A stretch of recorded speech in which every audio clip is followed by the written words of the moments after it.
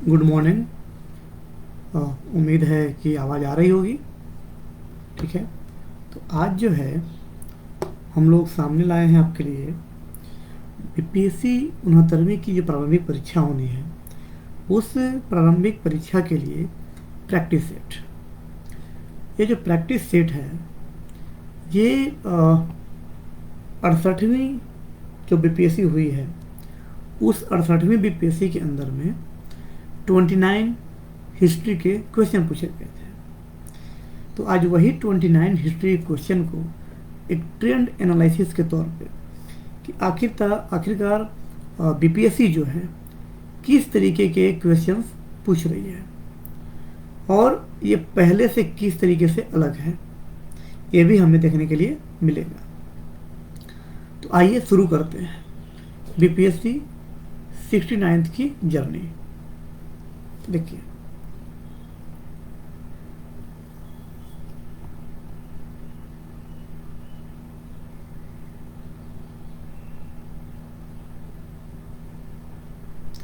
तो बीपीएससी प्रारंभिक परीक्षा के लिए जो विश्लेषण नंबर 1 है ये, ठीक है, पहला बार है। यानी कि बीपीएससी में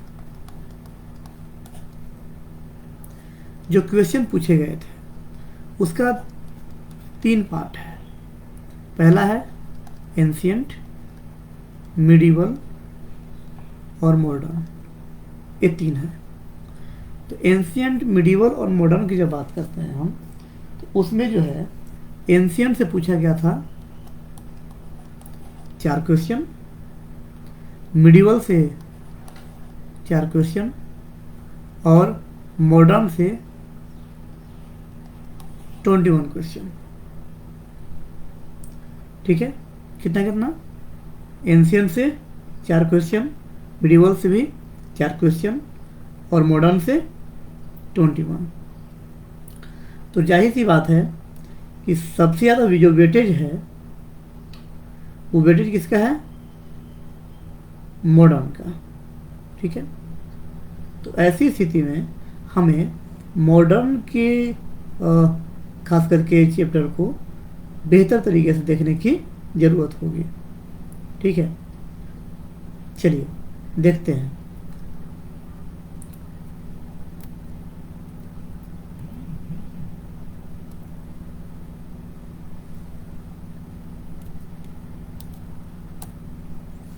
देखिए,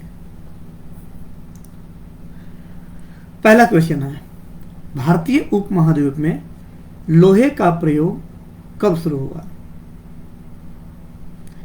भारतीय उपमहाद्वीप में लोहे का प्रयोग कब शुरू हुआ? बताइए।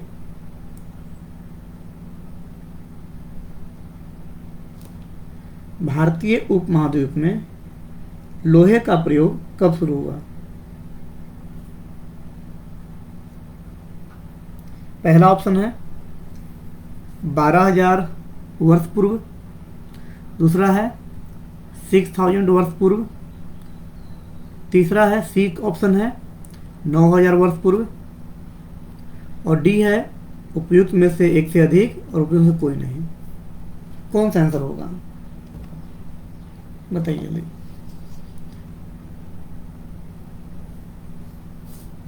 देखिए, तो अगर आप देखेंगे कि ये जो काल है 12,000 वर्ष पूर्व, ठीक है, और बात किसकी हो रही है? लोहे की। लोहे की बात हो रही है। तो अब लोहे की जब बात करते हैं हम, जब लोहे की बात करते हैं तो लोहा कब इस्तेमाल होना शुरू हुआ है? वैदिक काल में। ध्यान रखना है कब शुरू हुआ ये? वैदिक काल में। वैदिक काल। और 12,000 वर्ष पूर्व क्या है ये वैसा एरिया है जहां पर भारत में कोई भी लिटरेरी सोर्स प्राप्त नहीं होता है। यानी कि ये हड़प्पा से भी पहले की बात कह रहा है, तो ये सही नहीं है। ठीक है, दूसरा 6,000 वर्ष पूर्व, यह भी जो है हड़प्पा से पहले की बात हो रही है। 9,000 वर्ष पूर्व। क्योंकि देखिए ध्यान रखना है कि जो हड़प्पा का टाइम पीरियड है, ठीक है, तो जो मेच्योर हड़प्पा है, मेच्योर मतलब कि विकसित जो हड़प्पा है, वो है 2350 के आसपास, ठीक है, 2350 बीसी के आसपास। और इसका डिक्लाइन होता है 1750 बीसी के आसपास, ठीक है। तो जाहिर सी बात है कि जब हम हड़प्पा में लोहे को नहीं देखते हैं, लोहा का इस्तेमाल का हमें कोई भी एविडेंस नहीं मिलता है, तो जाहिर सी बात है कि इनमें से कोई भी हमारा आंसर नहीं हो सकता है। लोहे का उपयोग कब हो रहा है? वैदिक काल में। वो भी कौन से वैदिक काल में? उत्तर वैदिक काल में। ज़्यादातर इस्तेमाल जो है उत्तर वैदिक काल में हो रहा है। तो वैदिक काल का जो स्ट्रक्चर है वो दो भाग में बढ़ता है।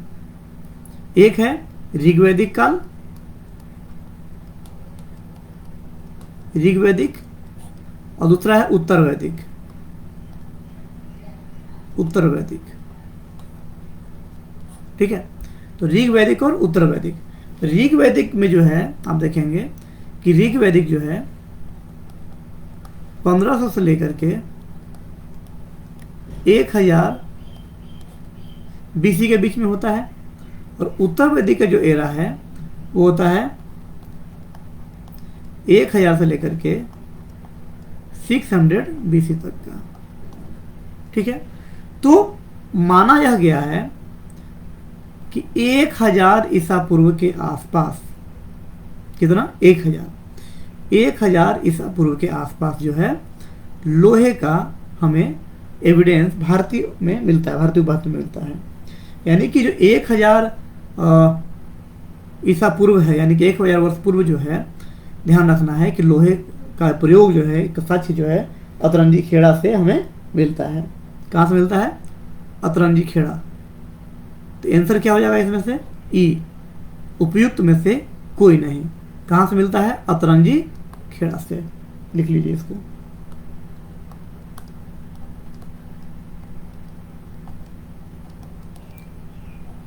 अतरंजी खेड़ा। चलिए सेकेंड नंबर पर आते हैं, थर्ड पे।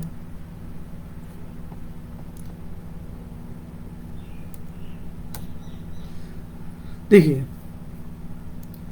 प्राचीन काल में गंगा के दक्षिण क्षेत्र को क्या कहा जाता था? प्राचीन काल में गंगा के दक्षिणी क्षेत्र को क्या कहा जाता था? पहला ऑप्शन है तक्षशिला, दूसरा है चोल, अनर्थ, या ऑप्शन से कोई नहीं, एक से अधिक। यही 5 विकल्प आपके पास है। देखिए अगर आप गंगा नदी को देखेंगे बिहार में खास करके, तो गंगा नदी की जब देखेंगे बिहार में, तो गंगा नदी के दक्षिण एरिया में कौन सा जिला पड़ता है? आप देखेंगे पटना आएगा, गया, अरवल, जहानाबाद, नालंदा, यही सब एरिया है, नवादा। तो ये सब एरिया जो है, अब देखिए पहला ऑप्शन क्या है? तक्षशिला।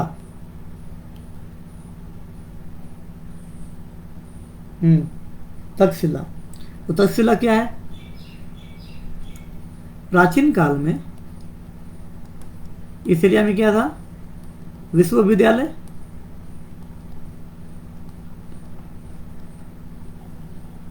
ठीक है, विश्वविद्यालय यही था। चोल, चोल एक साम्राज्य का नाम है, एम्पायर था, ये राज्य था, ये दक्षिण भारत में है।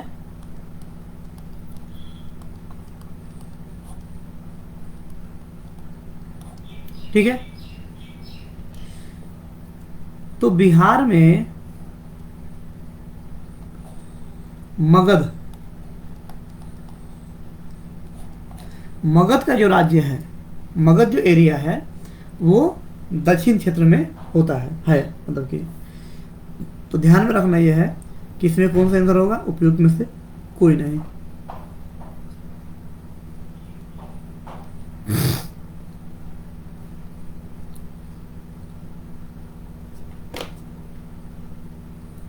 आइए तो मगध के बारे में जान लेते हैं।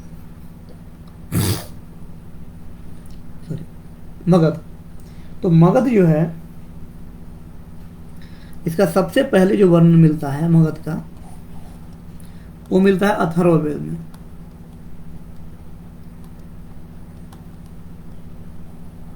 अथर्ववेद में, जहां पर मगध महाजनपद की, मगध क्या है? महाजनपद। तो जिस समय मगध महाजनपद है, उस समय मगध मिलाकर के कितने महाजनपद हैं? 16। ठीक है, 16 महाजनपद है।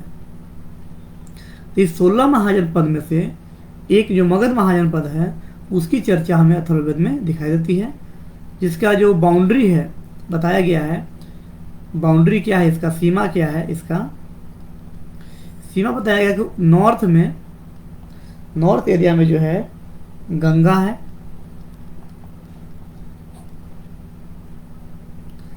साउथ में जो है विंध्य पर्वत है, विंध्य पर्वत है, और पूर्व में, इसके पूर्व में जो है, ऐसे कर लीजिए, इसको ऐसे कर लेते हैं। नॉर्थ में जो है कौन है? गंगा। साउथ में विंध्य,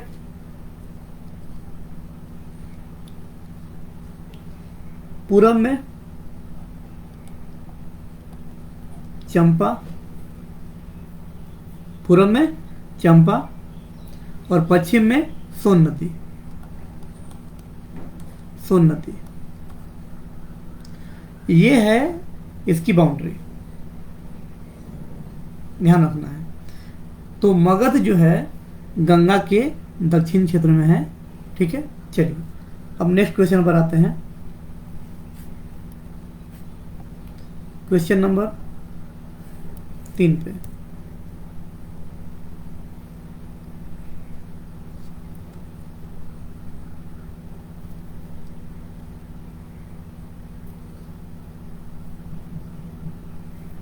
क्वेश्चन नंबर 3, दूसरी शताब्दी के आसपास रचित संस्कृत के शिलालेख के अनुसार सुदर्शन झील एक कृत्रिम जलाशय की मरम्मत किसने की थी? देखिए,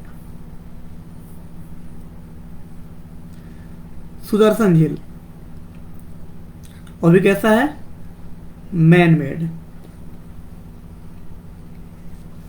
तो दूसरी शताब्दी में अगर आप देखेंगे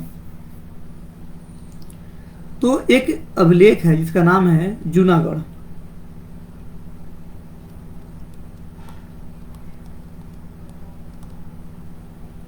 यह जो अभिलेख है, ये लिखा गया है संस्कृत में। ठीक है, किसमें? संस्कृत में। और संस्कृत में लिखा गया है, और यह लिखा किसके किया गया है? किसका किसका ये शिलालेख है? तो रुद्रदमन का। किसका है?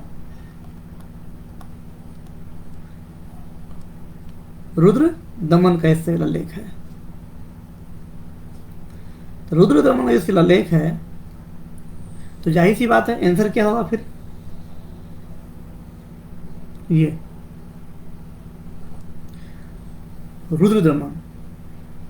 तो रुद्रदमन जो है, इसने क्या किया था? जो सुदर्शन झील है, जो गुजरात के में, गुजरात आज के गुजरात है वो, ठीक है, उसकी मरम्मत का काम किया था।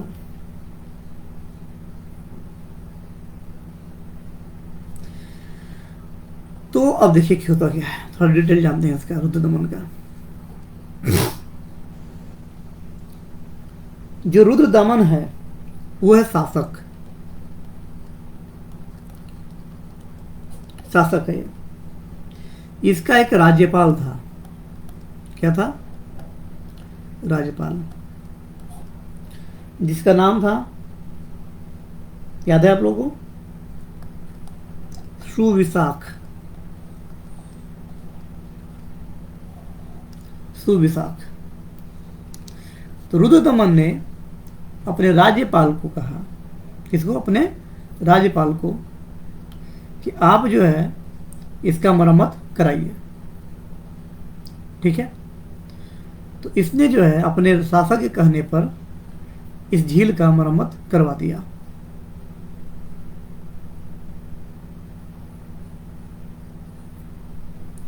ठीक ना, करवा दिया। तो ऐसी स्थिति में आप जान लीजिए कि जो सुदर्शन झील है वो करवाया किसके द्वारा गया? तो ये शासक कौन है? रुद्रदमन। तो नाम तो इसी का है, लेकिन किया कौन? सुविशाख ने किया। लेकिन शासक कौन था? रुद्रदमन। इसलिए रुद्रदमन ही इसका आंसर होगा। सुदर्शन झील जो है गुजरात के जूनागढ़ में कर सकते हैं आप उसको, वहाँ पर सौराष्ट्र एरिया है। सौराष्ट्र एरिया में जो है गिरनार नाम की एक पहाड़ी है। गिरनार पहाड़ी। ठीक है। तो गिरनार पहाड़ी पर जो है यह झील आपको दिखाई देगा। गिरनार। अब देखिए, गिरनार तो समझ गए आप। यानी कि क्वेश्चन क्या है? क्वेश्चन है कि सुदर्शन झील को मरम्मत किसने करवाया? तो हमने बताया आपको कि रुद्रदमन ने करवाया। रुद्रदमन ने जो है अपने राज्यपाल सुविशाख को बोला कि आप इसको मरम्मत करिए।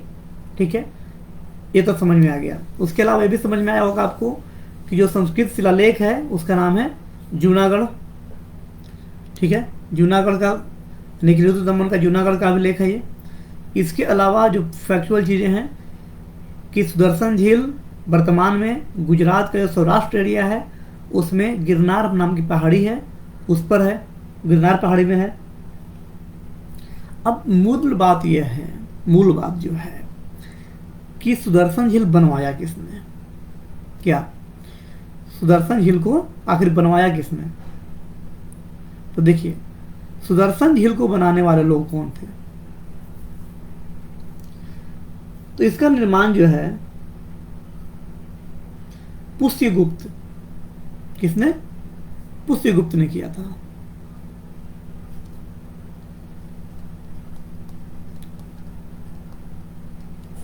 पुष्यगुप्त। अब ये पुष्यगुप्त कौन था? तो आपको आइए मौर्य काल के सैर कराते हैं। मौर्य काल में, जब मौर्य काल में आप आएंगे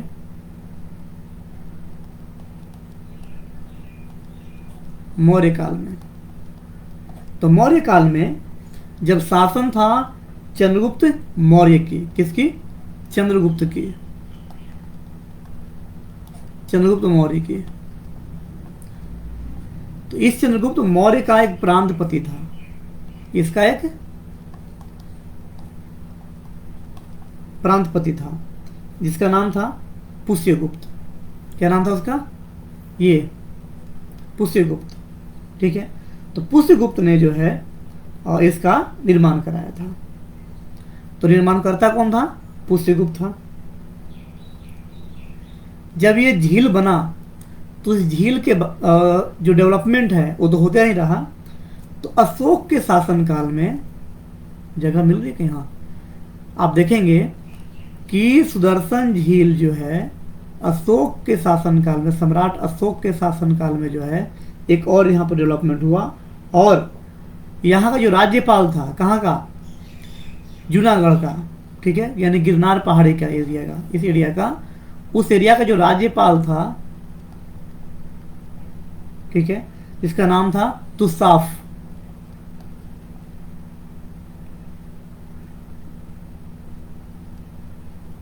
ठीक है, इसने जो है इसमें से एक नहर निकाल दिया, एक कैनाल निकाल दिया।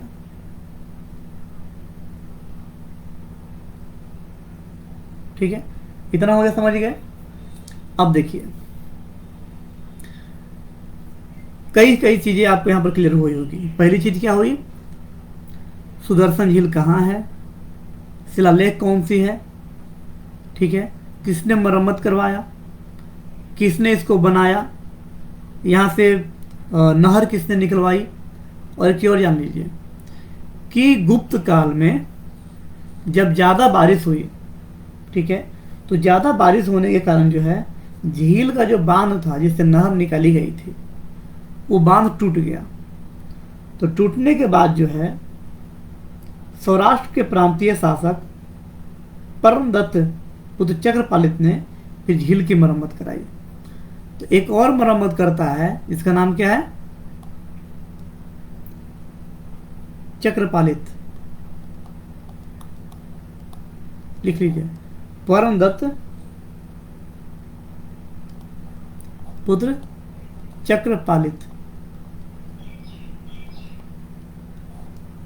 चलिए ठीक है।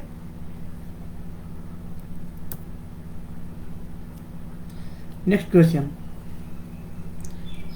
झांसी के पास देवगढ़ का मंदिर है और इलाहाबाद के पास गढ़वा मंदिर है, ध्यान रखना है। झांसी के पास कौन सा मंदिर, देवगढ़ का मंदिर है, और इलाहाबाद के पास गढ़वा का मंदिर है।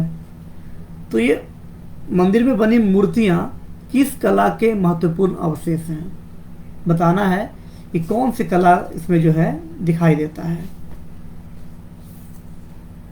ठीक है, तो आंसर क्या है इसका, ए, गुप्त कला।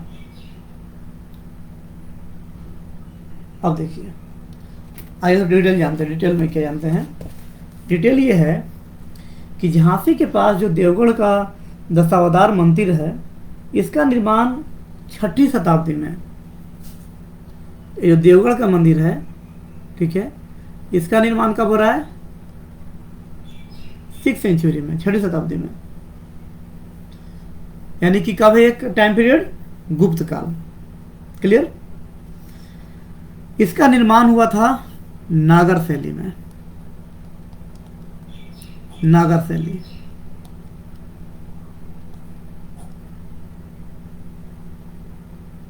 ठीक है, लेकिन जो देवगढ़ का मंदिर है, देवगढ़ का दशावतार मंदिर जो है झांसी में, उस मंदिर को एक और शैली के नाम से जानते हैं, जिसका नाम है पंचायतन।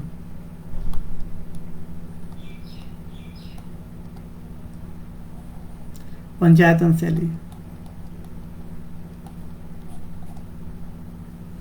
ठीक है, पंचायतन शैली। अब देखिए, पंचायतन शैली क्यों बोला गया इसको, क्योंकि देवगढ़ का जो मंदिर है उसमें जो है 5 भुजाएं, पंचभुजीय संरचना है। इसका कहने का कारण क्या है, पंचभुजीय संरचना।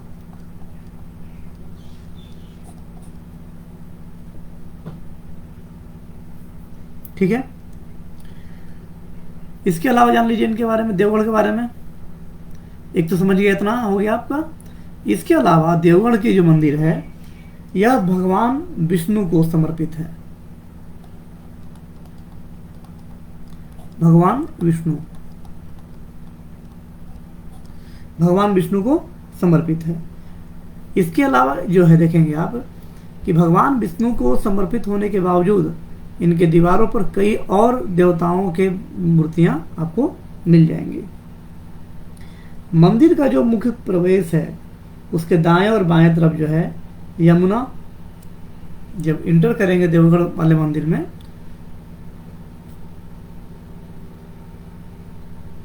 देवगढ़ वाले मंदिर में जब इंटर करेंगे ना, तो राइट और लेफ्ट, ठीक है, तो दाहिने साइड जो है आप देखेंगे कि यमुना, और दाहिने साइड, बाएं साइड में गंगा। इन 2 नदियों की देवी की मूर्ति स्थापित है। कहां पर, देवगढ़ के मंदिर में। तो कई सारे फैक्चुअल चीजें आपको बताया मैंने कि झांसी के पास जो देवगढ़ का मंदिर है, पहली चीज है कि वो गुप्त कला में बनी हुई है, 6ठी शताब्दी में बनी है, नागर और पंचायतन शैली की है, पंचभुजीय है, भगवान विष्णु को डेडिकेटेड है, और सबसे बड़ी बात उसके द्वार पे दाहिने साइड में यमुना और बाएं साइड में गंगा देवी जो है विराजमान है। ठीक है, अब आइए इसी में दूसरा है इलाहाबाद के पास गढ़वा मंदिर। तो गढ़वा मंदिर भी जो है ये गुप्त कला से संबंधित है, जो गुप्तकालीन है। इस पर जो है कहते 5वीं और 6ठी सेंचुरी का बना हुआ यह मंदिर है। ठीक है, चलिए नेक्स्ट। दिल्ली सल्तनत के दौरान मुकद्दम या चौधरी पद का इस्तेमाल किनके लिए किया जाता था? क्वेश्चन समझिए। दिल्ली सल्तनत के दौरान मुकद्दम या चौधरी पद का इस्तेमाल किनके लिए किया जाता था? ए राजस्व अधिकारी, बी गांव के सरपंच, सी गांव के लेखाकार, डी उपयुक्त में से एक से अधिक और ई उपयुक्त में से कोई नहीं। तो क्वेश्चन ध्यान से पढ़िए। मुकद्दम और चौधरी, मुकद्दम और चौधरी,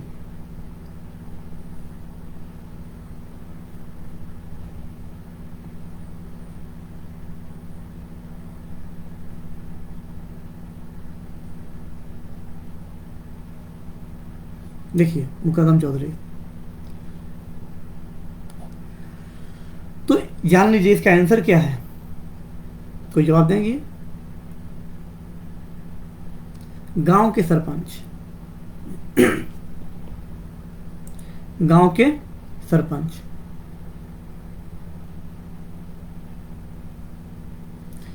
देखिए तो खुद मुकद्दम चौधरी, तो मुकद्दम चौधरी जो है ये गांव के सरपंच, मुखिया, इनके लिए किया जाता था। ठीक है, तो जानते हैं थोड़ा डिटेल में इसका।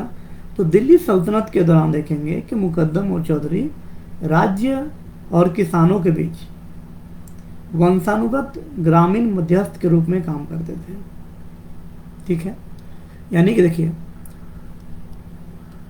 दिल्ली सल्तनत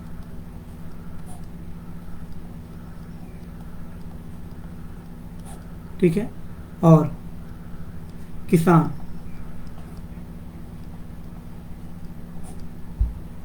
दिल्ली सल्तनत और किसान, इन दोनों के बीच का मध्यस्थता का काम करता था। यानी किसान कहाँ पर होगा? गांव में है, तो गांव और सल्तनत के शासक के बीच का जो है मध्यस्थ, यानी कि खुद जो है मुकद्दम कहता था या चौधरी कहलाता था वो। इसके अलावा इसका काम क्या था? ये जो रिवेन्यू कलेक्शन है, जो राजस्व का संकलन है, जो संग्रह है वो करने का काम करते थे और किसानों से लगान वसूली कर अधिकारियों को देते थे। अब देखिए करना क्या था इनका काम? एक तो मध्यस्थता करना था इनका काम, मध्यस्थ थे। ध्यान रखना है राजस्व के अधिकारी नहीं थे, राजस्व के अधिकारी कोई और था। मुकद्दम और चौधरी के मामले में ध्यान रखना यह है कि ये खुद ही राजस्व के अधिकारी नहीं थे, राजस्व के अधिकारी कोई और था। इनका काम क्या था? मुकद्दम और चौधरी का काम यह था कि ये किसानों से लगान वसूल करेंगे। राजस्व जो है ये क्या करेंगे? राजस्व वसूल करेंगे।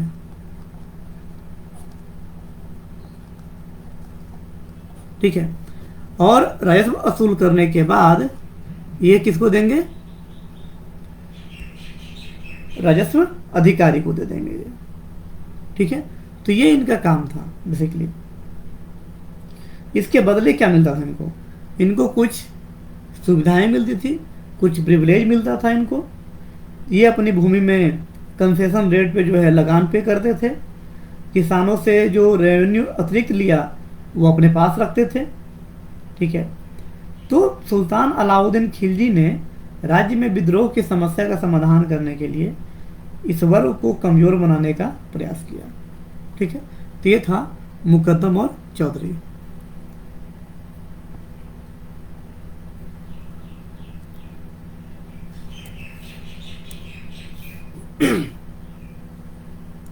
नेक्स्ट क्वेश्चन, इनमें से किस प्रसिद्ध शासक ने अपनी माता के नाम पर विजयनगर के पास नगालपुरम के एक उपनगरीय बस्ती की स्थापना की थी। किनके नाम पर? माता के नाम पर। तो ऑप्शन क्या क्या है? हरिहर, बुक्का, कृष्णदेवराय और बाकी जो डी और डी ऑप्शन आप देख ही रहे हैं। देखिए, तो हरिहर और बुक्का, कौन है ये हरिहर और बुक्का? पता है आप लोगों को? ये कृष्णदेवराय कौन है? ये पता है आप लोगों को? नहीं?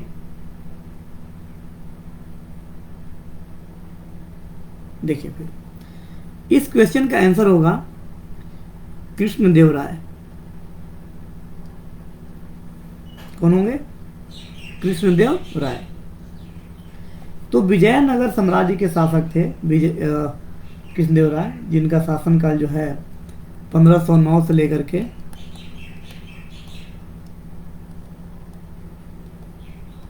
29 तक शासन किए, यानी कि करीब 20 साल तक इन्होंने अपने एरिया में शासन किया। तो विजयनगर के निकट में जो है नगालपुरम नाम का एक नगर इन्होंने बसाया। ये तुलु वंश से संबंधित है। तुलु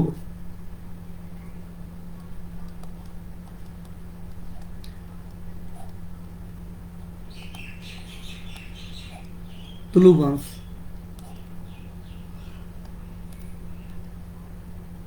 ठीक है, तुलु वंश से रिलेटेड थे, संबंधित थे, जिनके कह सकते हैं कि इनके दरबार में जो है 8 महान विद्वान होते थे, जिनको अष्ट दिग्गज बोलते थे।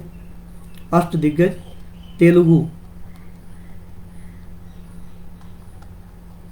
तेलुगु के 8 महाविद्वान होते थे, जिनको बोलते क्या थे? अष्ट दिग्गज।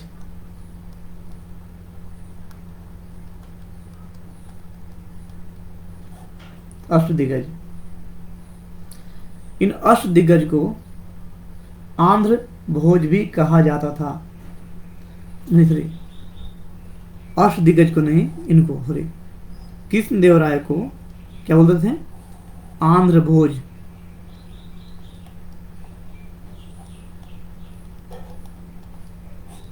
आंध्र भोज।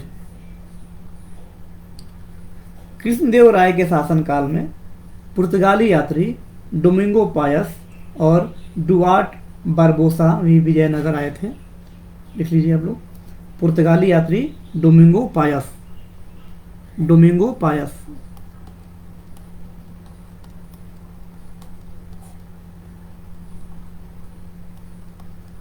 Domingo Paes. इसके अलावा Duarte Barbosa. Duarte Barbosa.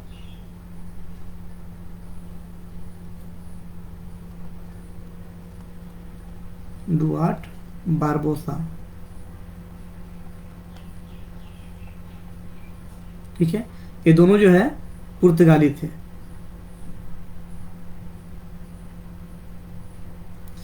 Babar जब आया भारत में,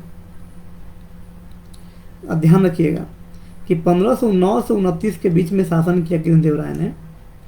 तो इसके अंतिम चरण में, कृष्णदेवराय जब अंतिम चरण में था शासन के, उस समय भारत में बाबर आया। तो बाबर अपने बाबरनामा में, यानी कि तुजु के बाबरी में, जो उसका कह सकते हैं जीवन चरित्र है, उसका आत्मकथा है, उसमें बाबरनामा में जो है कृष्णदेवराय को भारत का सर्वाधिक शक्तिशाली शासक बताता है। कौन है? कृष्णदेवराय। चलिए नेक्स्ट पढ़ते हैं।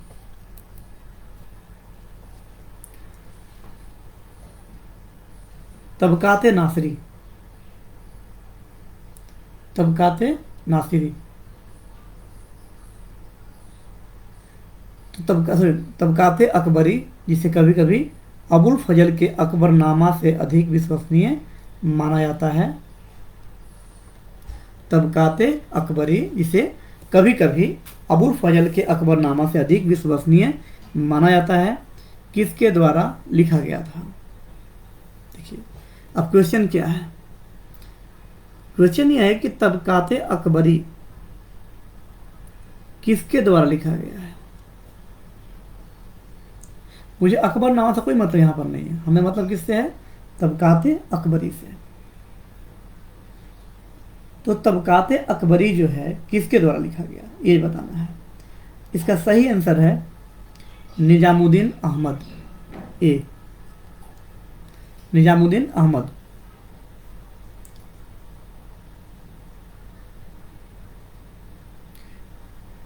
तो तबकाते अकबरी मुगल शासन में अकबर के काल का एक आधिकारिक ग्रंथ है, ऑफिशियल ग्रंथ है, जिसकी रचना निजामुद्दीन अहमद द्वारा की गई थी। डेटिंग और जियोग्राफिकल जो वर्णन है उसके दृष्टि से यह अकबरनामा से अधिक विश्वसनीय माना जाता है।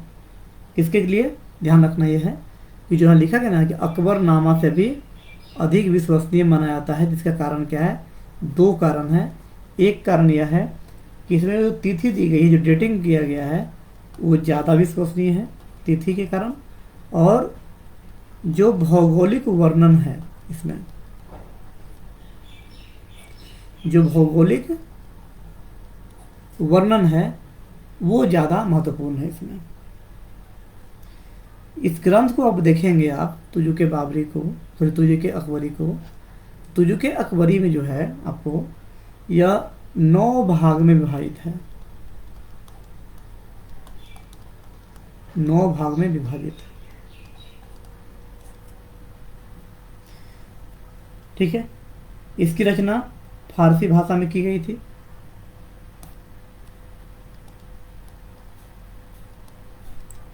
फारसी भाषा में।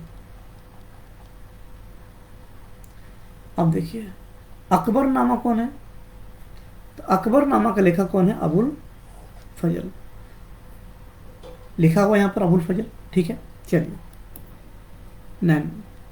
Next question.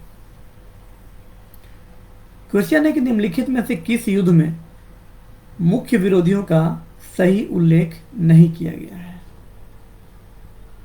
क्वेश्चन दिख रहा है आप लोगों को, निम्नलिखित में से किस युद्ध में मुख्य विरोधियों का सही उल्लेख नहीं किया गया है। देखिए पहला ऑप्शन है पानीपत का प्रथम युद्ध, दूसरा है पानीपत का द्वितीय युद्ध, तीसरा है हल्दीघाटी का युद्ध। बताइए, देखिए इसका सही आंसर क्या होगा, पानीपत का द्वितीय युद्ध। पानीपत का जो सेकेंड वार हुआ था वो किसके बीच में हुआ था, देव ये बताइए जल्दी। नाम सुना आप लोगों ने कभी हेमू का,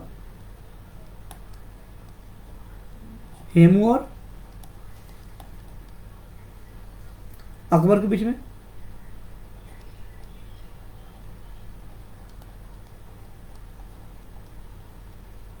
हेमू और अकबर के बीच में कब हुआ था, तो ये हुआ था 1556 में। पानीपत का जो प्रथम युद्ध हुआ कब हुआ था, ये वाला, ये हुआ था आपका 1526 में, 1526। हल्दीघाटी युद्ध कब हुआ था, 1576 में। ठीक है, तो देखिए इन तीनों युद्ध में से जो है पानीपत का जो सेकेंड वॉर था वो इसमें गलत दिया हुआ है, तो आंसर क्या हो जाएगा हमारा बी। नेक्स्ट क्वेश्चन देखिए, 19वीं शताब्दी के अंत में, बड़ा क्वेश्चन है थोड़ा, 19वीं शताब्दी के अंत में इतिहास के अध्ययन ने भारत में राष्ट्रीयता की भावना पैदा करने में किस प्रकार मदद की। अब क्वेश्चन का देख लीजिए पैटर्न कितना अलग है। अब उस तरह के फैक्चुअल क्वेश्चंस नहीं हैं जो पहले पूछे जाते रहे हैं। तो पहला इसका ऑप्शन है कि इतिहास की पुनर्व्याख्या करके और अंग्रेजों द्वारा भारतीयों को पिछड़ा, आदिम और खुद पर शासन करने में असमर्थ के रूप में चित्रित करने का खंडन करके, पहला ऑप्शन है। दूसरा ऑप्शन है भारत के गौरवशाली अतीत के बारे में लिखकर और लोगों से उनकी उपलब्धियों पर गर्व करने का आग्रह करके। सी ऑप्शन है ब्रिटिश शासन के तहत दयनीय स्थितियों को बदलने और संघर्ष करने के लिए लोगों को आग्रह करके। देखिए, इसमें जो है तीनों सही है। इसमें क्या है, ये भी सही है, ये भी सही है और ये भी सही है, तीनों सही है।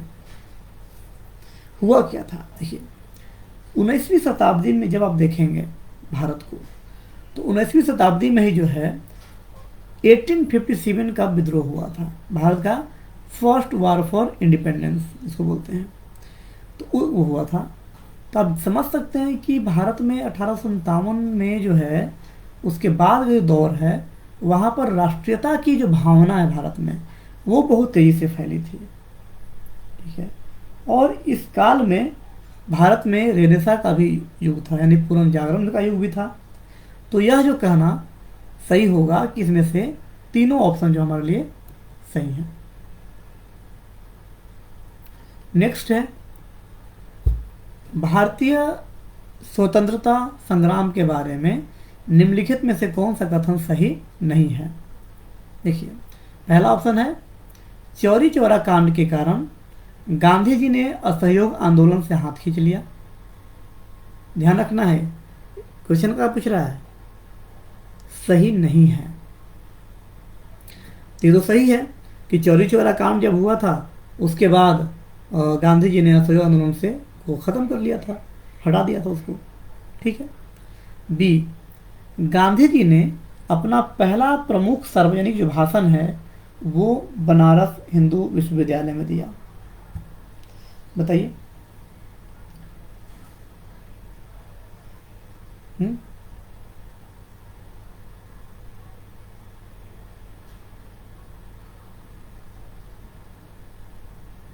तो गांधी जी का जो पहला भाषण था, प्रमुख भाषण, वो 1916 में, कब हुआ था ये, 1916 में।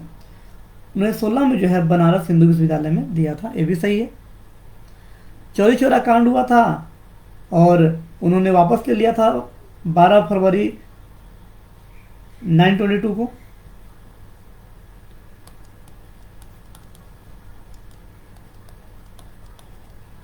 ये भी सही है कि 12 फरवरी 1922 को जो है वापस ले लिया था असहयोग आंदोलन को। क्यों लिया था? क्योंकि भीड़ ने थाना को जला दिया था और 22 जवान जो है जल गए थे, मर गए थे जल करके। सी ऑप्शन क्या है? सी ऑप्शन है कि वर्ष 1921 में महात्मा गांधी को गिरफ्तार कर लिया गया था। देखिए, ये तो पॉसिबल कैसे है कि जब आंदोलन को खत्म कर रहे हैं कब, फरवरी 1922 में, तो गांधी जी को 1921 में कैसे गिरफ्तारी हो सकती है? ठीक है, तो हमारा आंसर ये हो जाएगा,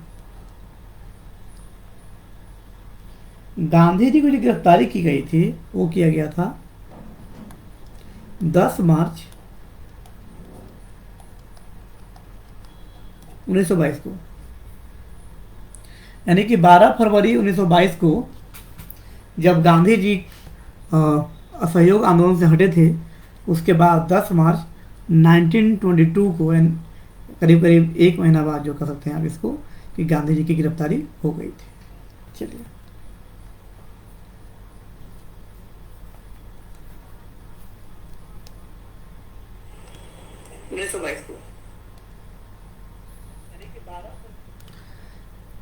प्रथम बार संघर्ष के तरीकों के रूप में स्वदेशी और बहिष्कार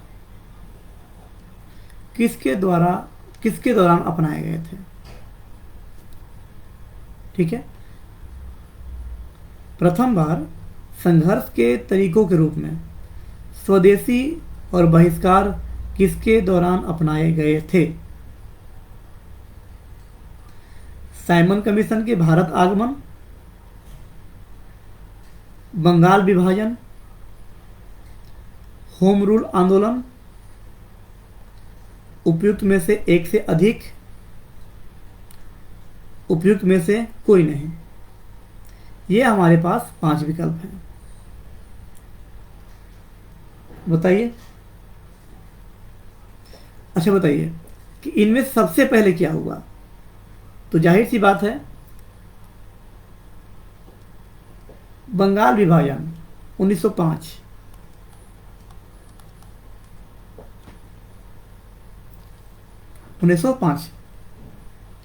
इसका सही आंसर भी क्या होगा?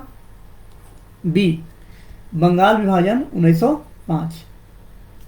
तो हमको पता होना चाहिए कि पहली बार इस संघर्ष के तरीके के रूप में स्वदेशी और बहिष्कार बंगाल विभाजन के दौरान अपनाया गया।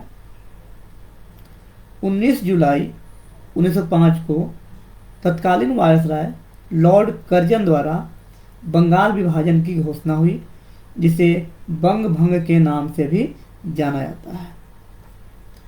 कब हुआ था ये? 19 जुलाई में। 19 जुलाई,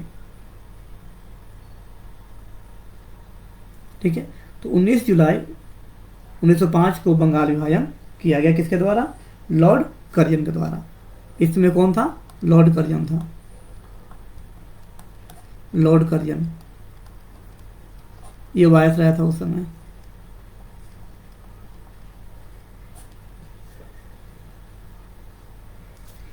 तो जब बंगाल विभाजन की बात होती है तो बंगाल विभाजन करने के पीछे का तर्क क्या था? तो लॉर्ड कर्जन का मुख्य मकसद था कि राष्ट्रवादी एकता को कमजोर करना, यानी कि जो बंगाल में राष्ट्रवाद की भावना बहुत तेजी से बढ़ रही थी, लोगों में भारत को आज़ाद करने को लेकर के बहुत तेजी से सोच विचार कर रहे थे लोग, तो इसको लेकर उसको कमज़ोर करना था। और 7 अगस्त 1905 को बंगाल विभाजन के विरोध में, देखिए 19 जुलाई को घोषणा की गई, 19 जुलाई को घोषणा की गई और 7 अगस्त 1905 को 7 अगस्त 1905 को इसके विरोध में, किसके विरोध में? बंगाल विभाजन के विरोध में कलकत्ता का जो टाउन हॉल है, कलकत्ता में जो है क्या है ये? टाउन हॉल, ठीक है। इस टाउन हॉल में जो है लोग इकट्ठा हुए और विरोध प्रदर्शन किया और घोषणा किया गया यहाँ पर कि हम इसका बहिष्कार करते हैं। 16 अक्टूबर 1905 से बंगाल विभाजन की घोषणा प्रभावी हो गई थी। 16 अक्टूबर 1905 को, यानी कि 19 जुलाई को कहा गया कि हम बंगाल का विभाजन करेंगे, 16 अक्टूबर को इम्प्लीमेंट भी हो गया ये। इस दिन को बंगाल में शोक दिवस के रूप में मनाया गया। 16 अक्टूबर को क्या मनाया गया? शोक दिवस के रूप में, ठीक है। तो शोक दिवस के रूप में मना दिया गया इनको। और सुरेंद्रनाथ बनर्जी ने विभाजन पर कहा कि विभाजन हमारे ऊपर ब्रज की तरह गिरा है। देखिए, विभाजन हमारे ऊपर वज्र की तरह गिरा है, ठीक है। ये किसने कहा? सुरेंद्रनाथ बनर्जी ने। ध्यान रखना है, सुरेंद्रनाथ बनर्जी।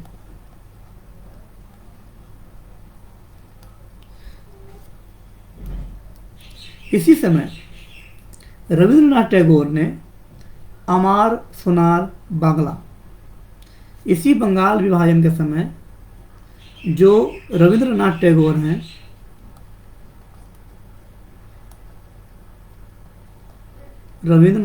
हैं, इन्होंने जो है क्या लिखा?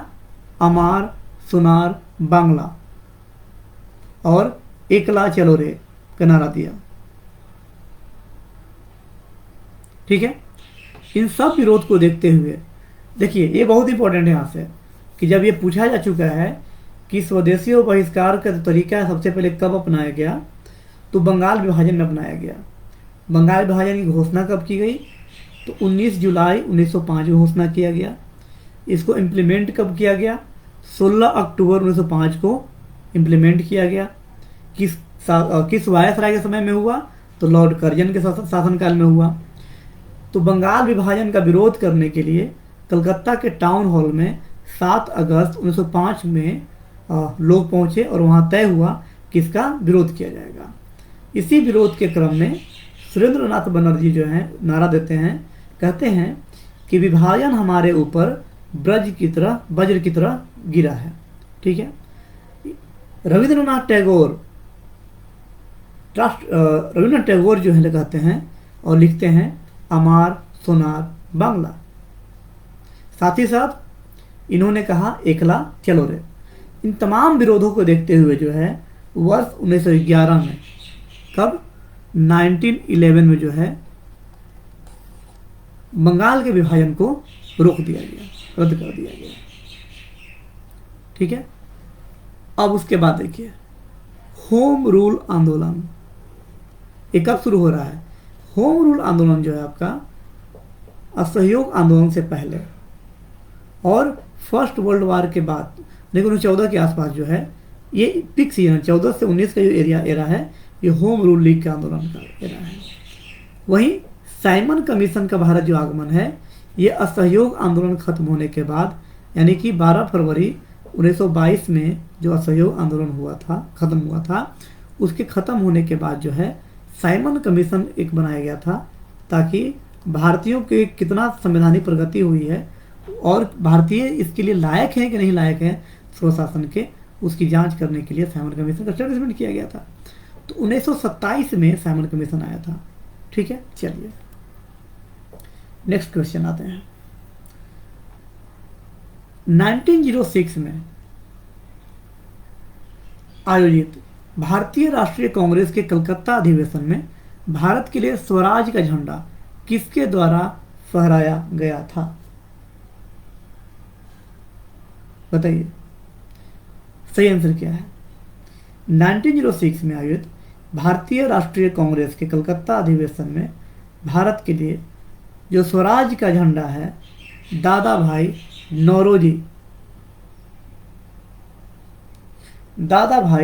नौरोजी द्वारा फहराया गया था। इस अधिवेशन की अध्यक्षता करते हुए दादा भाई नौरोजी ने पहली बार स्वराज शब्द का प्रयोग किया। ध्यान रखना यह है कि जब स्वराज का झंडा किसके द्वारा फहराया गया? दादा भाई नौरोजी तो फहराया गया, तो नौरोजी साहब फहराए और पहली बार कहा गया हमें स्वराज चाहिए। क्या चाहिए? हमें स्वराज चाहिए। और स्वराज की प्राप्ति के लिए जो है घोषणा की गई। तो 4 प्रस्ताव बनाए गए यहाँ पर। 1906 का जो आयोजन है इंपॉर्टेंट किस लिए है कि स्वराज का झंडा उठाया गया, यानी स्वराज की बात मानी गई। इसमें 4 प्रस्ताव प्रमुख थे। 4 प्रस्ताव जो है हमारे लिए ये प्रमुख है। पहला प्रस्ताव था स्वराज की प्राप्ति, स्वराज की प्राप्ति। ठीक है। दूसरा इंपॉर्टेंट चीज थी इसमें राष्ट्रीय शिक्षा को अपनाना, राष्ट्रीय शिक्षा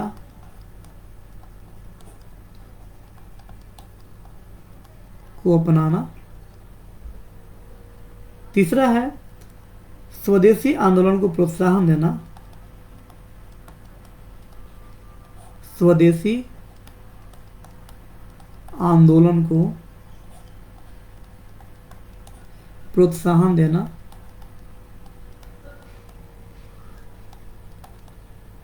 और चौथा है विदेशी वस्त्रों का बहिष्कार करना, विदेशी वस्त्रों का बहिष्कार। ठीक है। ये 4 प्रमुख प्रस्ताव पारित किए गए थे। तो अब ध्यान ये रखना है कि 1906 का जो भारतीय राष्ट्रीय कांग्रेस है अधिवेशन से कलकत्ता में हुआ था, इसकी अध्यक्षता दादा भाई नौरोजी ने किया था और वहां पर ये 4 प्रस्ताव पारित किए गए। अबुल कलाम आजाद, नाम सुना है आप लोगों ने? अबुल कलाम आजाद के द्वारा किस पत्रिका को संपादित किया गया था? ठीक है। ध्यान रखना यह है कि अबुल कलाम आजाद ने अल हिलाल अल हिलाल, ध्यान रखना है, अल हिलाल नाम की पत्रिका का संपादन किया था। अल हिलाल पत्रिका का संपादन जो है 1912 में अबुल कलाम आज़ाद के द्वारा अल हिलाल नामक साप्ताहिक उर्दू पत्रिका को संपादित किया गया था। तो अल हिलाल एक ऐसी पत्रिका है, उर्दू पत्रिका है, ठीक है। अब देखिए द कॉमरेड जो पत्रिका है, यह जो है इंग्लिश पत्र है, इंग्लिश है, ठीक है। और इसका जो संपादन है मौलाना मोहम्मद अली ने किया था। मौलाना मोहम्मद अली।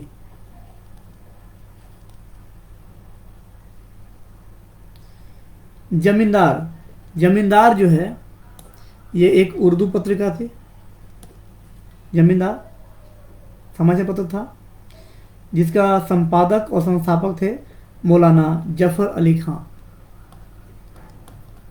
मौलाना जफर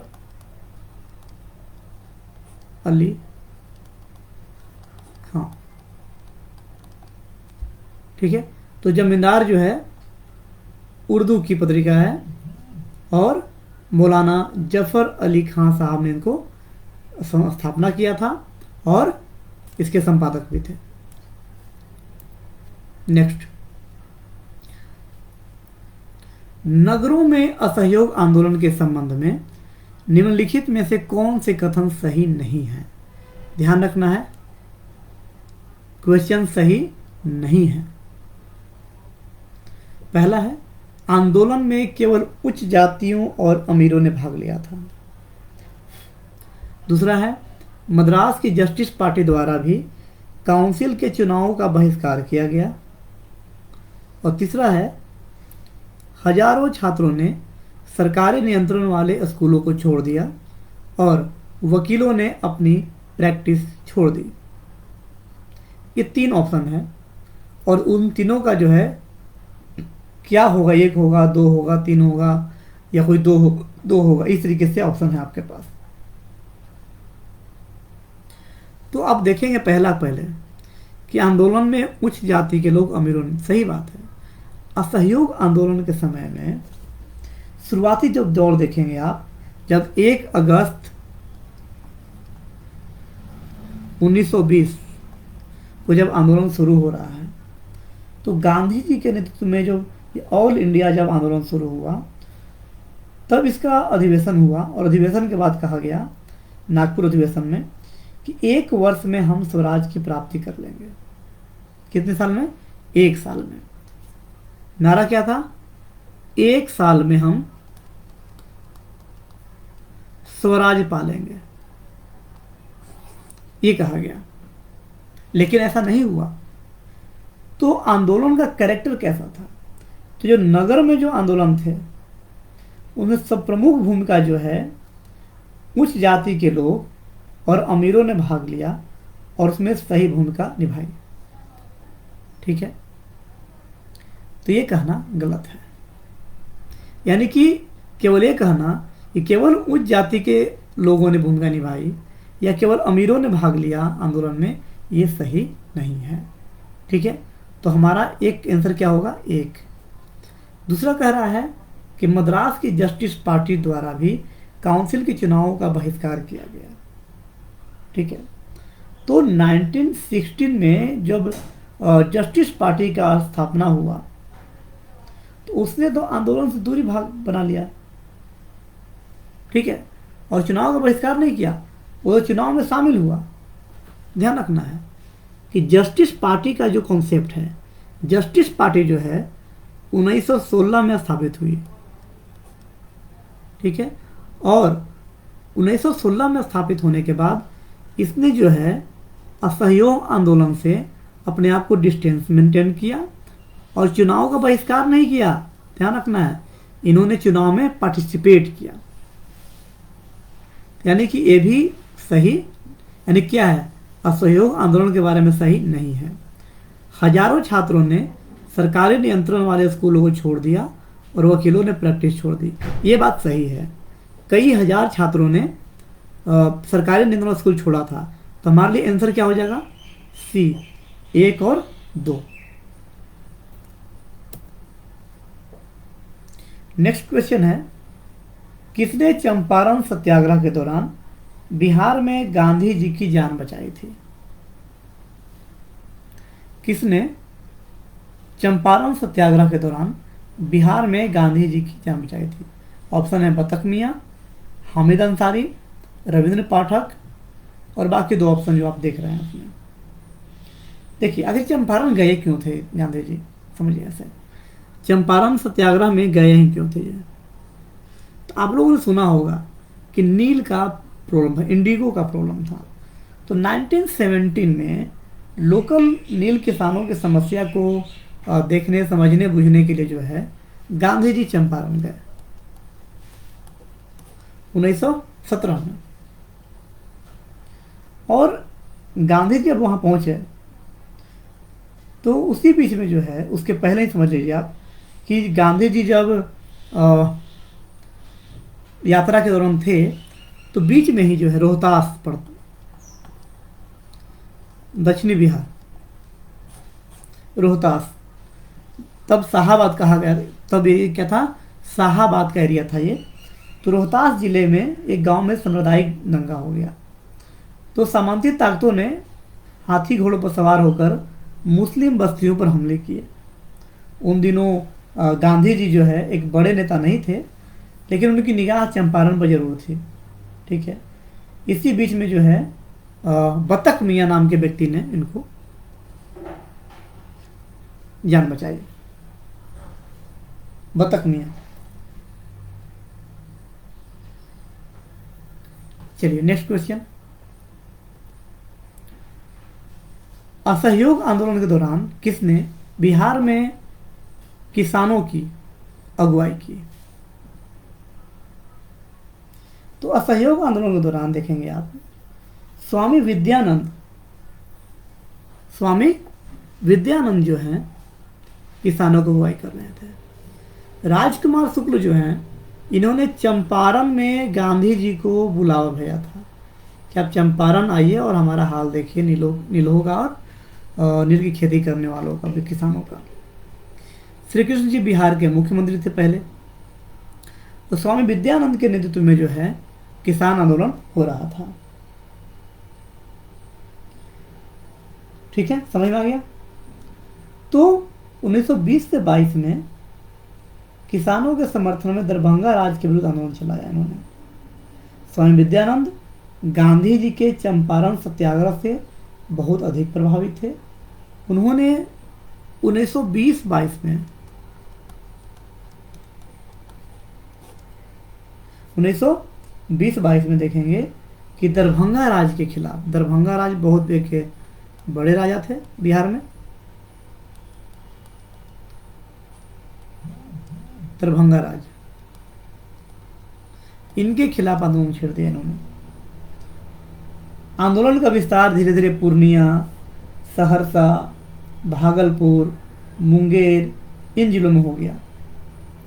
आंदोलन के दौरान दरभंगा महाराज के नेतृत्व में 1922 में प्रांतीय किसान सभा का गठन किया गया। दरभंगा राज ने किसानों के असंतोष को दूर करने के लिए कुछ रियायतों की घोषणा की, जिससे किसान आंदोलन धीरे धीरे शिथिल पड़ गया। तो प्रांतीय किसान सभा का जो स्थापना है ये भी देखना है। प्रांतीय किसान सभा,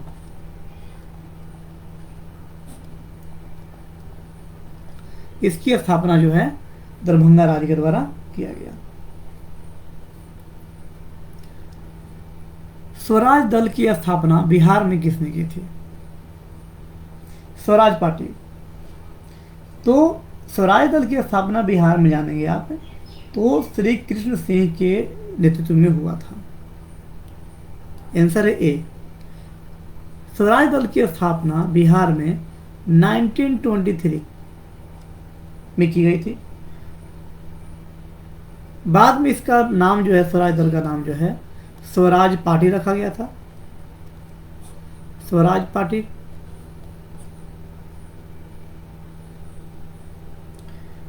इसकी स्थापना कैसे हुई स्वराज पार्टी की? हुआ ये कि भारतीय राष्ट्रीय कांग्रेस, जो इंडियन नेशनल कांग्रेस है INC, इसका अधिवेशन 1922 में दिसंबर महीने में बिहार के गया में हुआ। ध्यान रखना है, भारतीय राष्ट्रीय कांग्रेस की स्थापना तो 1885 में हुआ था। कब हुआ था? 1885 में स्थापित हुआ था। इसका प्रत्येक साल दिसंबर महीने में जो है इसका अधिवेशन होता था। तो वो अधिवेशन एक बार जो है 1922 दिसंबर महीने में गया में आयोजित किया गया। और इस गया वाले अधिवेशन में जो है एक व्यक्ति हैं जिनका नाम है, आप लोग पता है क्या नाम उनका? चित्तरंजन दास। चित्तरंजन दास। बाद में इसमें मोतीलाल नेहरू और अभी शामिल हो गए थे। ठीक है, तो भारतीय राष्ट्रीय कांग्रेस दिसंबर 1922 में गया अधिवेशन के बाद 1 जनवरी 1923 को इलाहाबाद में एक राजनीतिक दल का गठन हुआ। नवंबर 1923 में चुनाव में स्वराज दल पार्टिसिपेट किया और बाद में देखते हैं कि 1925 में विठल भाई पटेल का केंद्रीय विधानमंडल का अध्यक्ष चुना जाना स्वराज दल की एक महत्वपूर्ण उपलब्धि थी। तो विठल भाई पटेल भी इससे जुड़े हुए थे। नेक्स्ट क्वेश्चन है, एक सन्यासी जो फिजी में एक गिरमिटिया मजदूर के रूप में काम करने के बाद उस जिले में अपनी पीठ पर तुलसीदास रामायण की एक प्रति लेकर आया था, जिससे वह ग्रामीण श्रोताओं को छंद सुनाता था। यहाँ जिस किसान नेता का जिक्र है वह कौन है? बहुत इंटरेस्टिंग क्वेश्चन है ये। नाम है बाबा रामचंद्र। बाबा रामचंद्र जो हैं ये ग्वालियर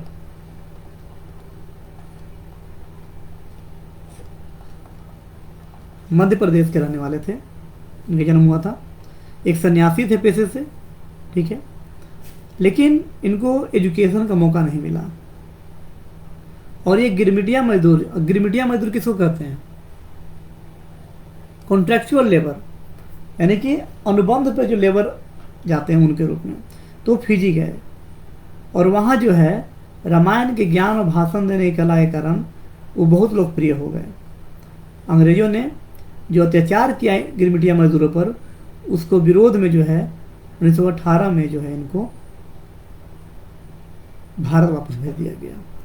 ठीक है, तो 1918 में जो है इनको भारत वापसी भेज दिया गया। भारत जब वापस लौटे तो ये अपने आप को जो है उत्तर प्रदेश में, कहाँ पर? यूपी के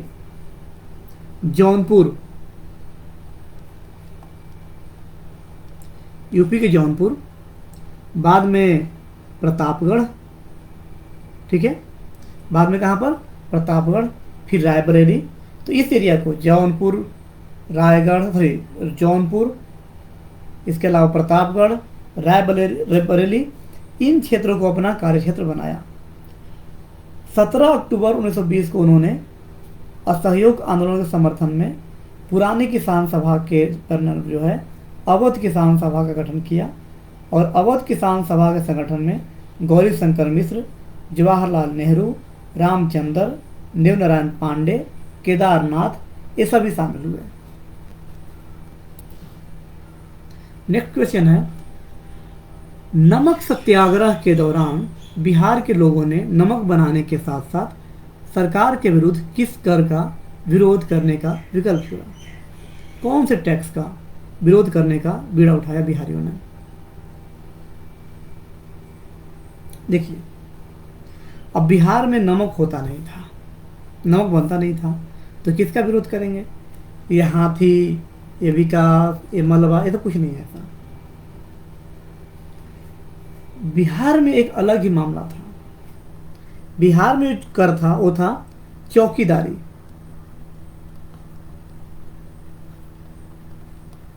चौकीदारी कर। चौकीदारी कर का जो है इन्होंने विरोध किया कि हम इसको नहीं देंगे जी। यह जो आंदोलन है मुंगेर, सारण और भागलपुर 3 एरिया में, मुंगेर लिख लीजिए आप लोग भी, मुंगेर, सारण और भागलपुर, इन 3 एरिया में जो है सबसे ज्यादा सफल रहा। ठीक है, तो बिहार में नमक आंदोलन की शुरुआत हुआ, जिसकी जो ड्राफ्टिंग है वो 6 अप्रैल 1930 को राजेंद्र प्रसाद ने तैयार किया। महात्मा गांधी ने 12 मार्च 1930 को नमक सत्याग्रह की शुरुआत की थी। नमक सत्याग्रह जो है 12 मार्च 1930 किसके द्वारा शुरू किया गया था? गांधी जी के द्वारा। गांधी जी जो है, ध्यान रखना है कि जो गांधी जी हैं इन्होंने 78, कितने, ये भी क्वेश्चन पूछता है बार बार, ये भी क्वेश्चन आता है कि कितने अनुयायी थे, तो 78 अनुयायियों के साथ जो है वो डांडी मार्च के लिए निकले थे। कहाँ से निकले थे? साबरमती आश्रम से। साबरमती जो आश्रम है वहां से निकले थे डांडी मार्च के लिए। 24 दिन का सफर तय किया इन्होंने, 24 डेज का लंबी यात्रा किया और फाइनली 12 मार्च से निकलने वाले जो है कितना पहुंचेंगे? 6 अप्रैल 1930 को डांडी पहुंच गए और वहां पर जो है नमक कानून तोड़ दिया। ठीक है, चलिए नेक्स्ट क्वेश्चन है, ऑल इंडिया हरिजन संघ। ऑल इंडिया हरिजन संघ की स्थापना 1932 में किसके द्वारा की गई थी? देखिए, तो depressed class mission, all India Harijan Sangh, तो हरिजन जब वर्ड लग गया हरिजन, तो ध्यान रखना है कि BR अम्बेडकर नहीं हो सकता। समझ में आ गया बात? हरिजन जो है डॉक्टर BR अम्बेडकर, दलित जो शेड्यूल कास्ट समुदाय है उसके लिए हरिजन शब्द इस्तेमाल नहीं करते, ये सीधे सीधे डिप्रेस्ड क्लास इस्तेमाल करते हैं या फिर दलित वर्ड इस्तेमाल करते हैं। ठीक है, तो इसका सही आंसर क्या होगा? इसका सही आंसर होगा B, महात्मा गांधी। महात्मा गांधी हरिजन शब्द को इस्तेमाल करते हैं, महात्मा गांधी, ये भी ध्यान रखना है। तो 1932 में महात्मा गांधी द्वारा अखिल भारतीय हरिजन संघ, जिसका मुख्यालय दिल्ली में है किंग्सवे कैंप में, वर्ष 1933 में गांधी जी ने साप्ताहिक हरिजन नाम की पत्रिका भी प्रकाशन शुरू किया था। तो ध्यान ये भी रखना है कि हरिजन नाम से पत्रिका भी शुरुआत की गई थी 1933 से, 1933 से, और इसके प्रथम अध्यक्ष थे घनश्याम दास बिरला। देख लीजिए, जो हरिजन संघ बना इसके अध्यक्ष कौन होंगे? अध्यक्ष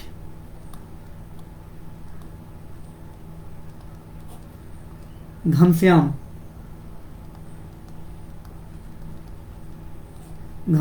दास बिरला, और सचिव कौन चुने गए बताइए? सचिव थे अमृतलाल विठल दास ठक्कर। अमृतलाल विठल दास ठक्कर। ठीक है,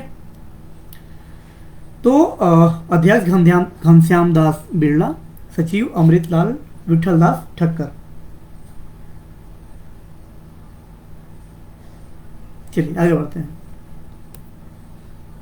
क्वेश्चन नंबर 21, श्री कृष्ण सिंह द्वारा गठित बिहार की निर्वाचित सरकार ने फरवरी 1938 में किस कारण से इस्तीफा दे दिया? पहला ऑप्शन है भारत की आज़ादी के आंदोलन में भाग लेने के कारण, दूसरा राजनीतिक कैदियों को नहीं छोड़ने के कारण, तीसरा गांधी जी के द्वारा ब्रिटिश के विरुद्ध सत्याग्रह आंदोलन के कारण। तो हुआ क्या था, एक्चुअली हुआ क्या कि श्री कृष्ण युद्ध के द्वारा जब ये जो इलेक्टेड गवर्नमेंट थी उसको इस्तीफा देने का मूल कारण यह था कि इनका मांग था कि हमें राजनीतिक कैदियों को रिहा किया जाए। ठीक है, राजनीतिक कैदियों को रिहा करने का बात चल रहा था। तो 20 जुलाई 1937 को उस समय गवर्नर थे एमजी हैलेट। कौन थे? M G Hallett.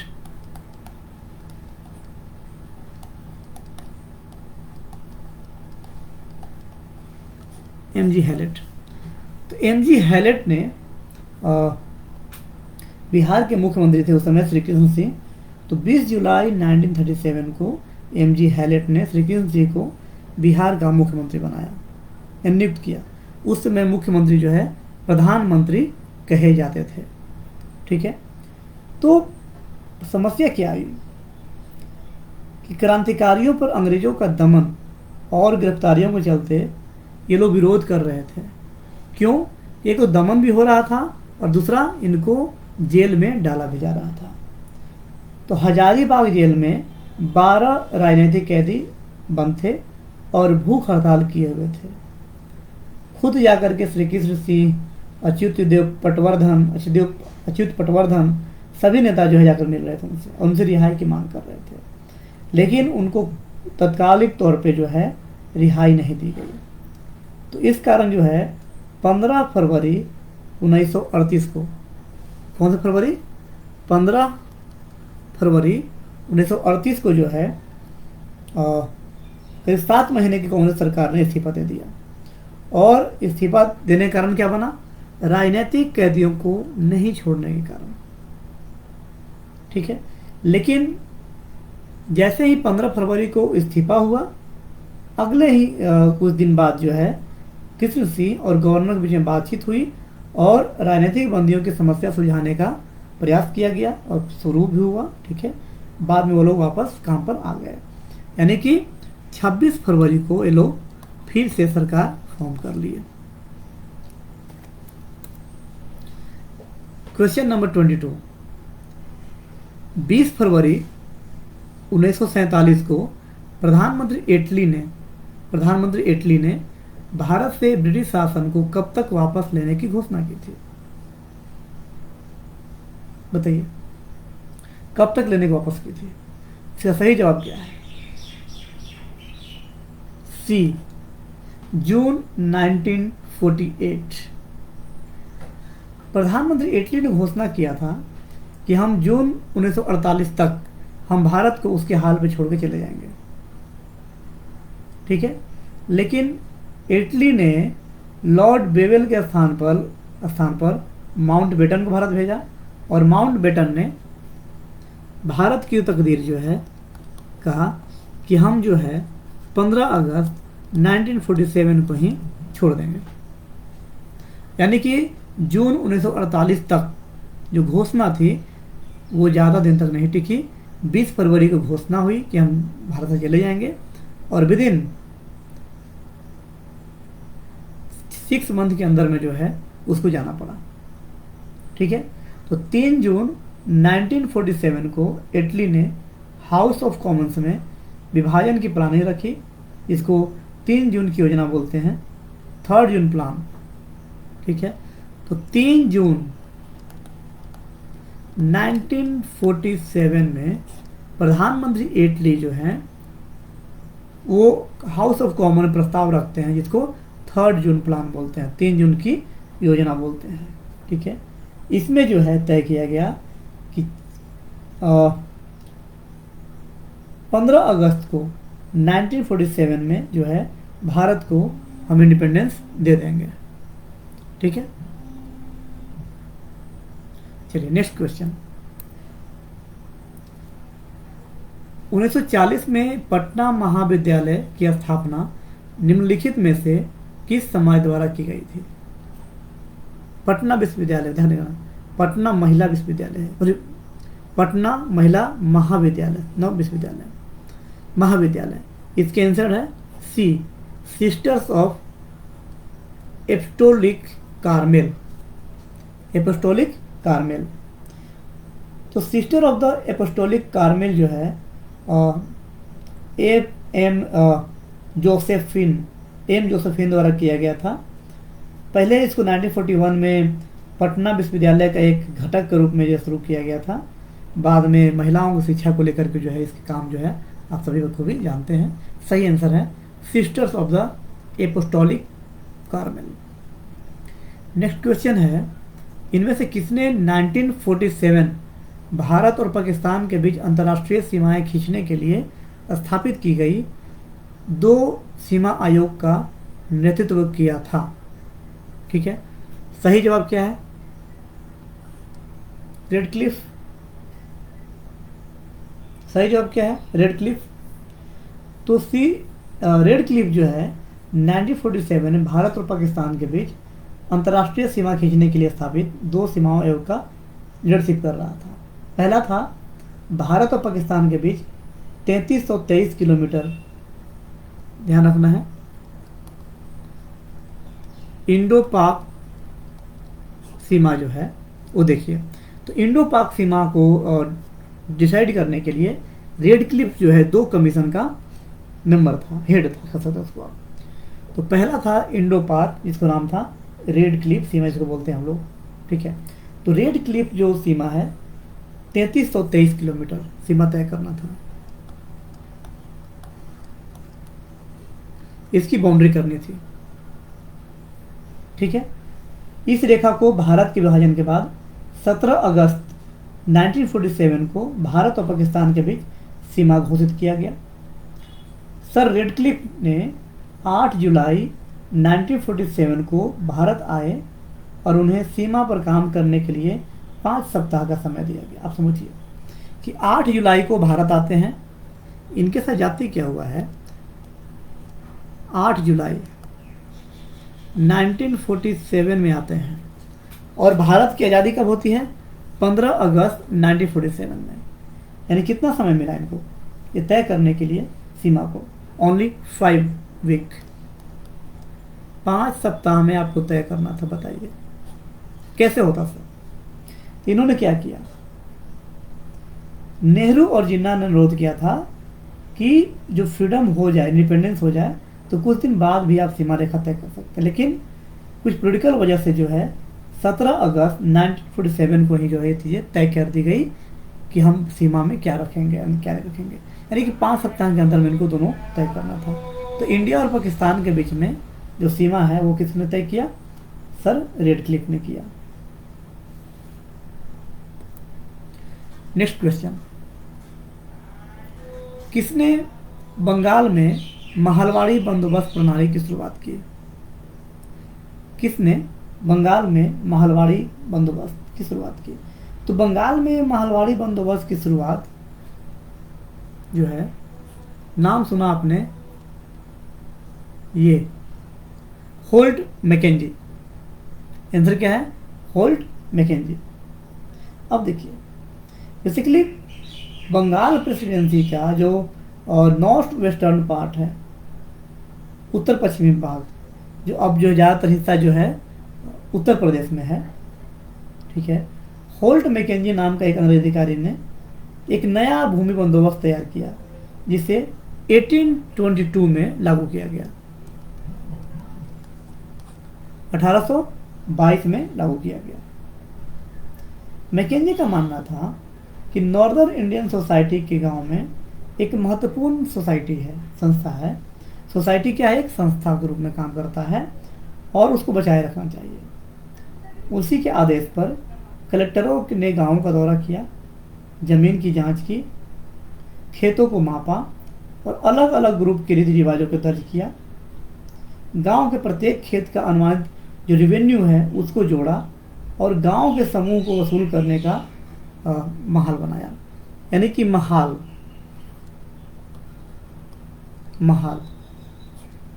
तो होल्ट मैकेंजी ने क्या किया, भूमि को पैमाइश कराई, उसको मेजरमेंट किया, कितना फर्टिलिटी है वो मेजरमेंट किया, कितना उत्पादन होता है वो मेजरमेंट किया, वो सब कुछ मेजरमेंट करके गांव को एक यूनिट माना। ध्यान रखना है, विलेज जो है as a unit, revenue unit माना गया, ठीक है। और गांव से ही जो है वो रेवेन्यू कलेक्ट करने की कोशिश की गई। यानी कोई भी बीचवान यानी कि मीडिएटर जमींदार हो वो नहीं था, ठीक है। तो ऐसी स्थिति में जब जमींदारी का अभाव था इसमें, तो कोई भी बीचवान नहीं होने का, मध्यस्थ नहीं होने के कारण सरकार के पास एक मुश्त और बढ़िया तरीके से जो है रेवेन्यू पहुंचना सुनिश्चित किया गया। तो इस व्यवस्था के अंतर्गत जो है ब्रिटिश भारत का करीब 30% हिस्सा जो है महलवाड़ी सिस्टम के अंतर्गत आ गया। अब देखिए, ब्रिटिश जो रेवेन्यू सिस्टम है कलेक्ट करने का, वो 3 है मुख्यतः। एक तो आपने महलवारी देख लिया, एक था अस्थाई बंदोबस्त, अस्थाई बंदोबस्त, ठीक है। इसके अलावा एक और है, यहां लिख दूं आपको, रैयतवाड़ी, रैयतवाड़ी बंदोबस्त। तो मूल रूप से ये 3 बंदोबस्त है, अस्थाई, रैयतवाड़ी और महलवाड़ी, ठीक है। तो अस्थाई में क्या है, अस्थाई में जमींदार का रोल ज़्यादा है, यानी कि किसान से पहले जमींदार से ही ठेका हो जाता था, ठीक है, कि बताइए इस एरिया का आप कितना रेवेन्यू देंगे, और एरिया जो है उनको दे दिया गया, वहाँ से वसूली करिए। रैयतवाड़ी में जो रैयत है उससे बंदोबस्त किया जा रहा है, और महलवाड़ी में यूनिट कौन है, महल यानी कि गांव यूनिट है। तो यहाँ पर जमींदार है, यहाँ पर किसान खुद है, और यहाँ पर गांव है, गांव। 1940 में विनोबा भावे ने व्यक्तिगत सत्याग्रह कहाँ से आरंभ किया था? क्वेश्चन है, 1940 में विनोबा भावे ने व्यक्तिगत सत्याग्रह कहाँ से आरंभ किया था? ए खेड़ा जिले में, दूसरा पवनार, तीसरा पुनपारा, कहाँ से? तो बहुत ही फेमस है इनका व्यक्तिगत सत्याग्रह। ये सही आंसर होगा पवनार, पवनार। 1940 में विनोबा भावे ने पवनार महाराष्ट्र में व्यक्तिगत सत्याग्रह की शुरुआत की। अगस्त प्रस्ताव 1940 को कांग्रेस द्वारा एक्सेप्ट नहीं किया गया था, ठीक है। जिसके बाद 17 अक्टूबर 1940 से 17 अक्टूबर 1940 से पवनार आश्रम में जो है सत्याग्रह शुरू हुआ। उसके बाद जो है दूसरे सत्याग्रही थे जवाहरलाल नेहरू। पहले कौन हुए?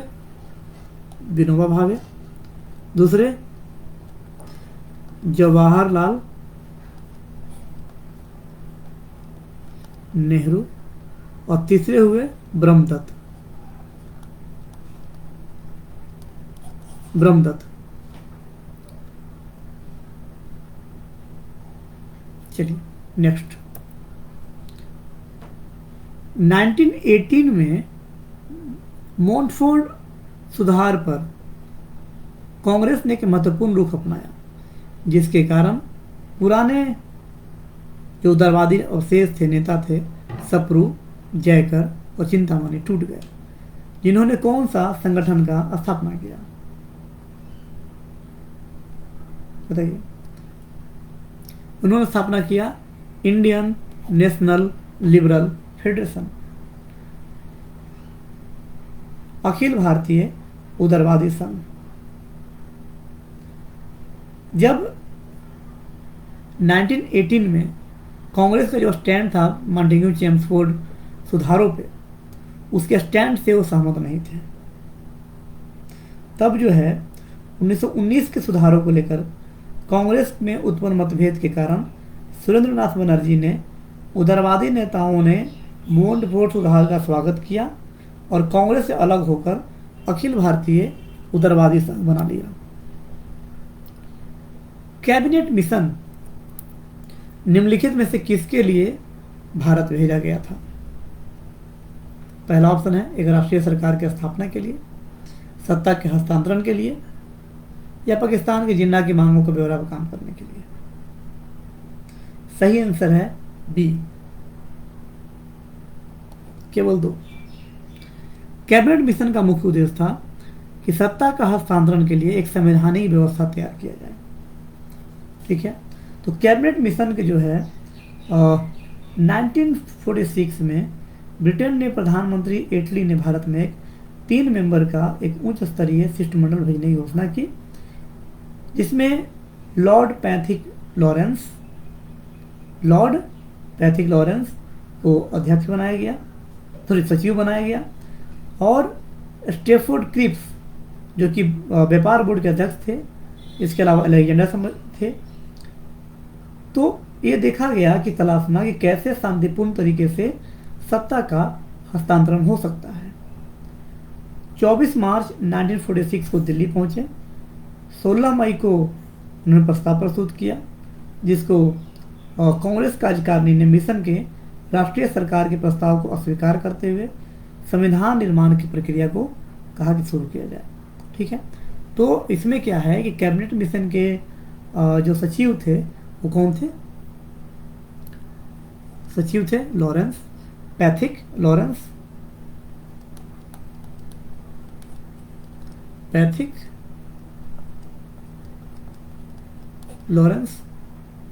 ये सचिव थे। इनके लीडरशिप में जो है कैबिनेट मिशन आया था। चलिए नेक्स्ट है 29।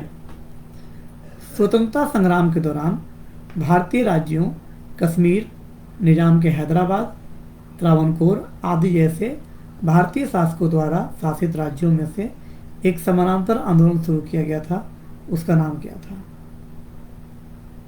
इंटरेस्टिंग क्वेश्चन है। ठीक है, उसका नाम था प्रजामंडल आंदोलन।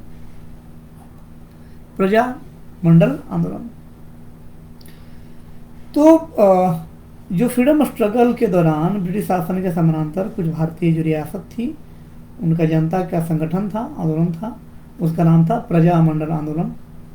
19वीं सेंचुरी के सेकेंड डिकेड में जो है 20वीं शताब्दी के सेकेंड डिकेड में रियायतों में प्रजामंडल आंदोलन जो है एक जन आंदोलन के रूप में उभरा और तमाम रियायतें पाया।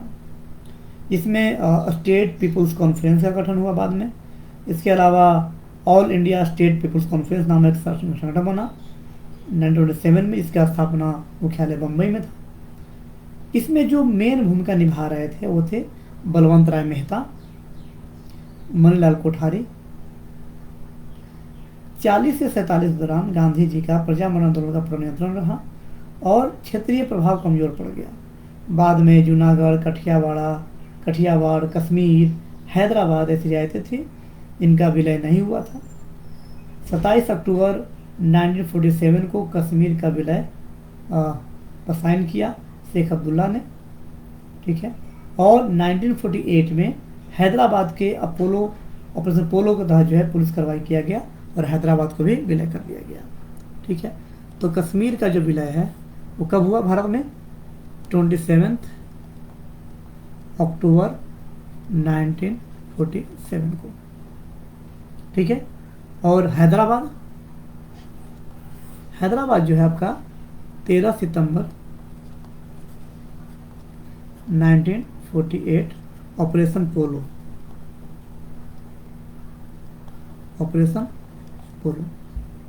ठीक है, तो ये था आपका 68 में पूछे गए सवाल। अब देखिए कुछ चीजें आप लोग जान लीजिए, यहाँ पर बस ब्रीफ बता रहा हूँ आपको। जो क्वेश्चन की प्रकृति है इतिहास में और जिस तरीके से 29 क्वेश्चन पूछे गए हैं, ये पुराने ट्रेंड से अलग है। ये क्वेश्चन एक आम किताब पढ़ के शायद ही आप कर पाएँ। ठीक है, थोड़ा डीप स्टडी करना पड़ेगा आपको इतिहास के लिए, यानी केवल ऊपर पढ़ करके काम नहीं चलने वाला। ठीक है, तो इतिहास के लिए जो है थोड़ी ठोस तैयारी के साथ काम करना पड़ेगा आपको। कोशिश होगी कि हर एक टॉपिक पे आपके साथ डिस्कशन किया जाए। तो आज जो 29 क्वेश्चन थे ये बीपीएससी 68वीं में पूछे जा चुके हैं। ठीक है। कल भी आपको सुबह जो है 8 बजे कर सकते हैं, 7:30 या 8 बजे लाइव आकर के आपको नेक्स्ट जो क्वेश्चन पूछे गए हैं बीपीएससी में 67वीं में, उस क्वेश्चन पर हम आपको बात करेंगे और पता करेंगे कि किस तरीके के क्वेश्चन पूछे जा रहे हैं और हमें क्या तैयारी करनी चाहिए। ठीक है, तो चलिए इसी के साथ अब हम विदा लेते हैं। उम्मीद है इस क्वेश्चन के एनालिसिस से आप लोग लाभान्वित होंगे और अधिक से अधिक शेयर करेंगे, जिससे कि मैक्सिमम लोगों तक ये बात पहुंच सके कि यह जो तैयारी जो है स्टडी मोर्चा के थ्रू किया जा रहा है। Thank you.